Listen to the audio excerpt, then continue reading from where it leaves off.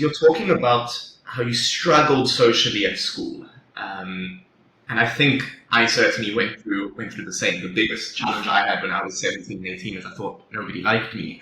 And what I realized growing up or going to university was many students or many people go through that same exact feeling. But as you said, we don't talk about it enough.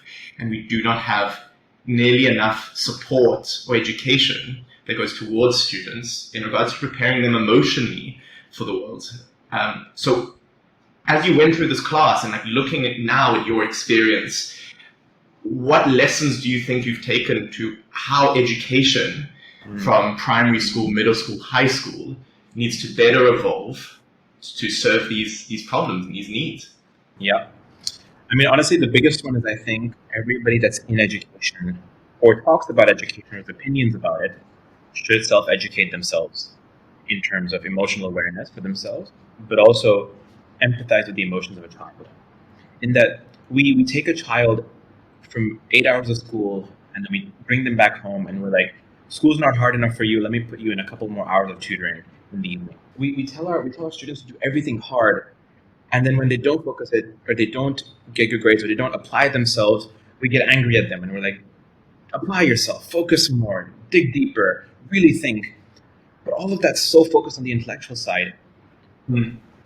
What I would wish to change is have everyone be aware of the entire emotional turmoil that it's going through, especially like an 11, 12-year-old boy or a girl about to go through puberty and experience that in their life. The intellectual part is a minuscule part of their life. And if one can just connect with a child and say, you know what, I hear you, like your school is difficult, let's talk about that. Your social scene is difficult. You are trying to approach that one girl and ask her out, and that is super scary. Or your teacher called you out and you were nervous because you were standing in front of class and that had an impact on you. Let's talk about those things. And if we can talk about all of those things, one, will understand the student better, and two, the student will also feel like we'll listen more when we say, okay, now work hard. Or we'll be able to say, we understand all of this, let's address this first, now we can focus on work. I always think we make better humans, Like, humans are not, the measure of a human is not your physics score. I truly believe the measure of a human is the kind of person you are. Which is defined by how you treat others. Exactly. I think at its core, we need to recognize we're emotional creatures before intellectual. And we need to deal with our emotions and how we feel, because those are the things that truly drive us.